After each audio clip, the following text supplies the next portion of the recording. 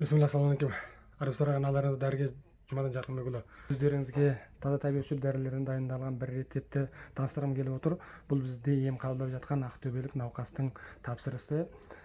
Бұл рецепт әртүрлі рак ауруларын, қызыл өңеш рагы, өкпе рагы, бауыр рагы, жатыр мойны рагы сияқты көп түрлі рактарды емдеуге істетіледі. Бұл рецепттің құрамында ақтаспа, мудан қабығы, жусан, рауағаш, шұғынық шөп, қарағай саңырауқұлағы, жаужұмыр, алақат, аю балдырған, қызылсырма сынды 13 түрлі шөп қамтылған.